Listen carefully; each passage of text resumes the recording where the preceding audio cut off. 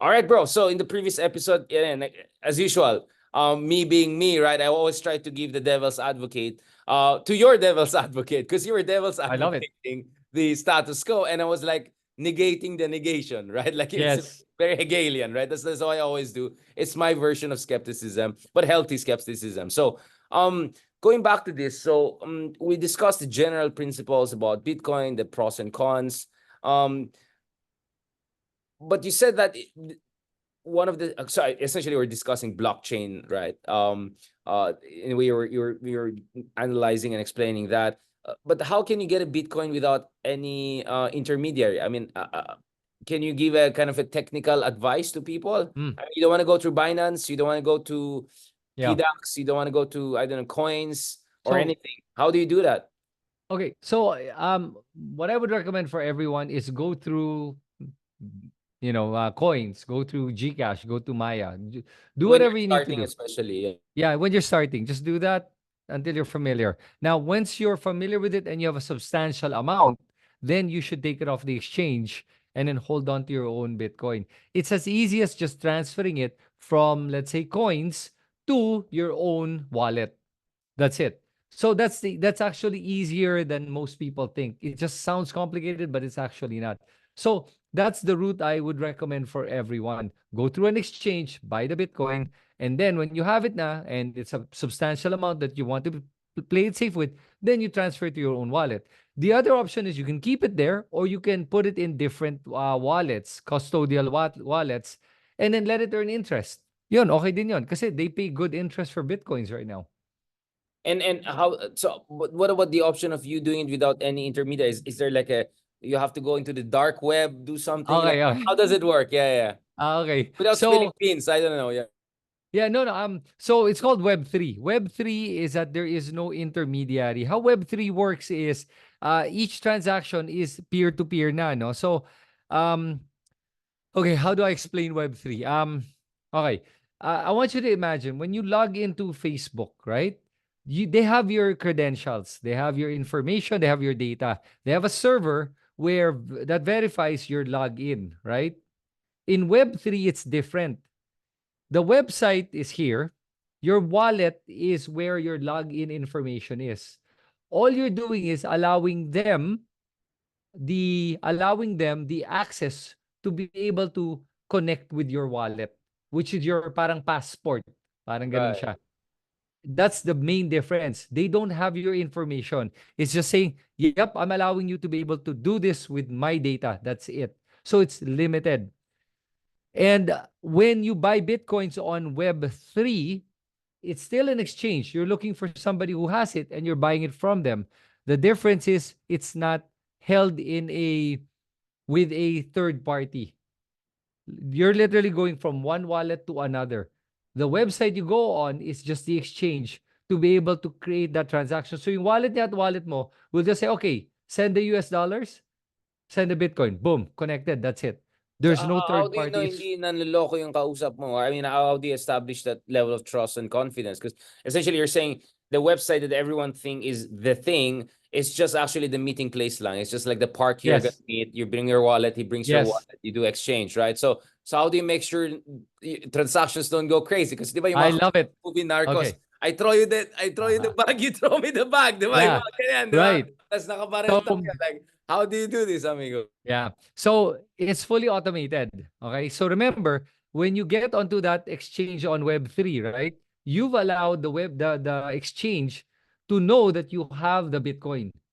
The other person goes on the exchange and they know they have the dollars to be able to buy it. So when you click exchange, it's instantaneous, switches around, and they know you have it. The transaction will not happen if you don't have the money in your wallet or the Bitcoin in your wallet. And these are called smart contracts that do these type of transactions. Kaya nga they're fully automated, and that's the beauty of it. It's pretty much like AI. And there's no more, programmer in the middle. It just happens instantaneously. So like the artificial intelligence detects the person who wants to do the transaction with you, and then your coins essentially talk to each other via the platform of website, right? Parang that's what you're Yes. saying, right? Mm. Yes. So So it's they know already how mm, much you have. right. Do you have it covered? Yes, you do. Pag hindi mo covered, that's not gonna happen. So it's not like yung mga hackers going to dark web. Hey, what's up? Code this, that. You want to send this? So Hindi ganon. It's not what you see in Hollywood and all of that. Mga Julian Assange kind of style of hacking and all. yeah, when I when I hear people kasi say that, it's like they're listening to too much fiction, and it's not at all like that. The But Web you cannot three, like blame them, di ba? Kasi there are a lot of people who are, mystifying Bitcoin to hyping it up. Which is what, of course, you're not doing here. Kaya I'm just saying, what we're trying to do here is to demystify not only Bitcoin in general as a principle, but also the transaction aspect of this, di ba? Kaya obviously, we don't expect you guys to be experts in these things after listening to us, but we just hope that this will inspire people to go and research more on their own. Yun lang naman talaga ginagawa natin. We're just giving them the initial interest level if they want to know more about this. So don't worry if we cannot explain everything here, but I just want people to understand the general principle of how these things take place, because my preconceived notions style, because that's what always happens with new technology, because yeah. especially if they don't operate on pre-existing modes of interaction, diba? So that's why I'm asking you to do. So what you're saying is at some point, most optimal is you learn to do that on your own, to learn the Web3 and do some of these things. I mean, how large is the percentage people are doing that? I suppose it's not In the large world or in yet. the Philippines? No, as far as the Bitcoin world is, yeah, as far as the Bitcoin, like internationally in the Philippines, I suppose it's not that large yet, right? At least, No, especially it's not. Interestingly enough, Filipinos are actually very crypto savvy. Compared to the rest of the world, we're head of the actually curve. Yeah. one of the top countries. As a matter of fact, when I went to the States, you'd be surprised at how much more people in the Philippines knows about Bitcoin than Americans. And that's why Americans have to go through an ETF, because they really don't understand it. They're kind of behind compared to Filipinos and Asians. So we're pretty ahead in this. But having said that, probably less than 5% of the Filipino population is into cryptocurrency or Bitcoin in particular. And that's why I'm saying to everyone, you are very early. We are all early. This is like the internet in 1990 when it first started. This is like buying an Amazon stock when it was going from $1 to 10 cents to $10 to back to $1. And people are going, oh my God, it's volatile. And companies were folding and closing and going bankrupt, all these internet companies. And what happened now after all of that, that massacre of all these internet companies, the Dot big com ones, the bubble, right? giants came out. Yeah, Yeah. the dot com bubble. Yeah, and Yeah. now Pero look at where the internet is now. And back then they were like, oh my God, this is insane. Pero look at it now. So this is where we're at. This is where the next generation of wealth will be built. It'll be built on the blockchain. It'll be built on Web3. This is the evolution of everything that we do, from banking to voting to intellectual property rights to everything. It's going to change even the way the stock market is played. The Philippine Stock Exchange is losing money. They're not. They're losing a lot of it. the stock markets were always mediocre in Southeast Asia because the companies are just so Right. non-innovative. I think that's a structural condition. I think Southeast Asia in general has one of the lowest longitudinal return on. Kaya nga I never invested in stocks in the Philippines. It's Yeah. So useless. yeah, and if you look at the Philippines, right now they're trying they want to list everyone and everything na nga at this point kasi they're getting desperate, wala na silang mabenta eh.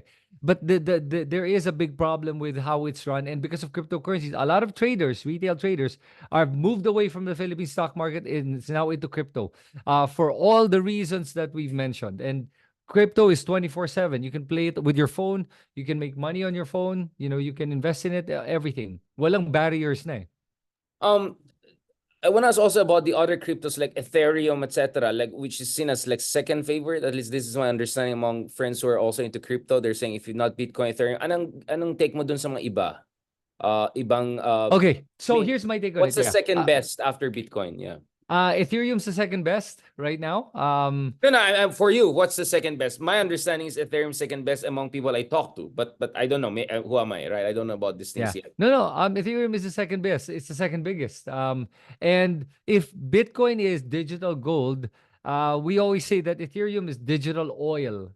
I thought Ethereum silver. is Okay, oil pala. Yeah, kasi Ethereum is imagine mo na lang yung internet, 'di ba? Is the base layer where all the apps are built. Facebook, Google, everyone. Ethereum is that base network where all the apps are built now. on top of. Everything is built on top of Ethereum. Medyo But that's just lasagna style, lasagna. yeah, yeah, sure, like a lasagna. But having said that, they're not the only blockchain, but they're the biggest one right now that has most of the apps being built on top of. The next one that's coming up very big is Solana. Okay, and Solana is still undervalued right now at $140 per Solana. That's still relatively cheap. That's still going to go up dramatically in price. But if you ask me, I always tell people, please just invest in Bitcoin because 99% of all the cryptocurrencies that are, going up right now are probably going to be gone in about 10 years or 5 years. May So, Darwinian struggle mangyayari dyan. But Bitcoin at least relatively is established compared to all of these other alternate. If you want to be a little bit more risk appetite, go into the yeah. third tier kind of. It depends on your risk appetite. I just wanted to also bring that up because I'm hearing people, they always kind of divided between Bitcoin, Ethereum, etc. Now, maybe the last part on this. No, I'm glad at least this time medyo practical tayo. We talk about Coin, Maya, Gcash for people who don't want to go to Binance or definitely are not comfortable yet with your approach. But by the way, how did you learn how to do that? Is there like a programming self-taught stuff? What happened? Or like Yeah. your friends help you?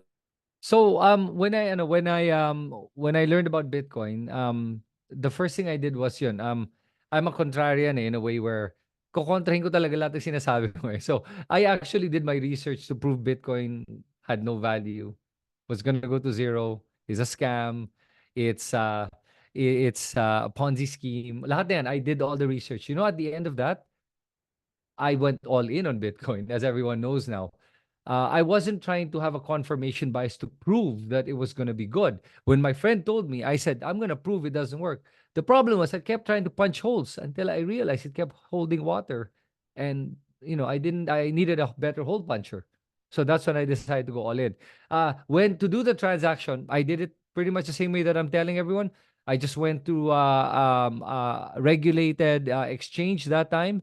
And now the one I'm recommending is the fastest one is coins.ph for Filipinos. It's literally sending money from your Gcash Maya or your bank derecho to coins and then get your Bitcoin. It's that simple. And that's how I did it. And I literally just kept putting all my pesos and converted my pesos to Bitcoin. So that's pretty much how I did it. Last one, and I think this is where nag-reply ka talaga sa Twitter. Ako kasi my stance is, I'm not talking about you, but my understanding is a lot of people who went into Bitcoin are holding a lot of amount in Bitcoin have an interest in more people coming in. Not necessarily only because of the principles and convictions that you have in terms of your libertarian anti-centralization, but a lot of them, the idea is the more people come in, the higher the value. It's as simple as that, especially if the big people with the big money right? I mean, the Bitcoin's value is still determined through the network effect, right? The more people are invested in it, the higher the value. I'm not questioning your intention. I'm just saying, but there is also that reality, right? That because a lot of these things, blockchain industry or whatever, a lot of new technologies, they are really adoption dependent, right? If no significant amount of people adopt it, then it's gonna go away. I mean, look at the multiverse, blah blah blah ni Zaki. Walang pumatol na wala. I don't know about the goggles of Apple. Where is it going? Kaya everyone went to artificial intelligence. So as much as I completely agree with you that the internet phenomenon of down and up and down and super up right now should make us optimistic about things that we're not looking into as much. There are also a lot of things that flopped, and there was a lot of hype behind it. I mean, just the metaverse Nizaki. So my concern is maybe some people are overselling this or overhyping it in ways that makes, kasi ganito if people are getting into this thinking tomorrow maging millionaire sila kagad. Ang dami ko nakita mga YouTube na from 0 to 1 million. Like, di ba? It's ridiculous because you're setting up people for disappointment, and at the same time you're making people forget what are the principles behind why Bitcoin came in, because as you passionately discuss, this is not just about being millionaire overnight. So kaya nga sabi ko maganda yung discussion ng mga bantay mga tambay kanto is because there are a lot of people who are just wanting to be millionaire overnight, and that's and they have all of these channels about 0 to 1 million blah blah blah. I mean, don't you feel annoyed by this kind of people, or that they're giving a back? Kasi you're saying this is a sensible thing to do, it will have Yes. very good returns, But when other people come in and say, ito yung sagot sa lahat, iniwan ka ng jowa mo, mag-Bitcoin ka. Hindi gumana ng ETSA, mag-Bitcoin ka, right?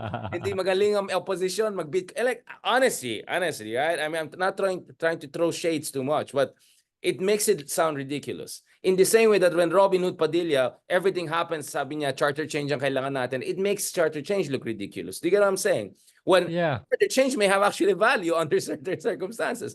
So, I was saying, yun ang naging problema, nagkakaroon ng reputational problem because some people are being ridiculous about this. They're just overhyping it and you know, in the most preposterous sense. yeah, regardless of if it's overhyped or not, for me, Bitcoin's Bitcoin. People people can do what they want, and in any industry and anything naman, there will always be the hype boys. There will be people that talk stuff about it, and but the fundamentals are there. It works, and if you talk to the real Bitcoin maxis, they call themselves. Ask them how much a Bitcoin is. Magugulat ka. They're not gonna tell you a Bitcoin is $100,000. They're gonna say one Bitcoin is equal to one Bitcoin. That's it. Kasi ang pinaka-pinaglalaban nilang value ng Bitcoin is the fact that it's self-sovereign. It protects your sovereignty. That it is borderless. That no government can ever control it. No corporation can control it.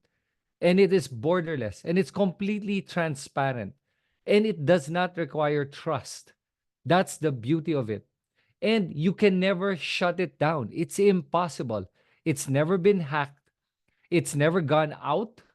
And I'll tell you, in Web 2, a lot of banks have had outages, have had hacks.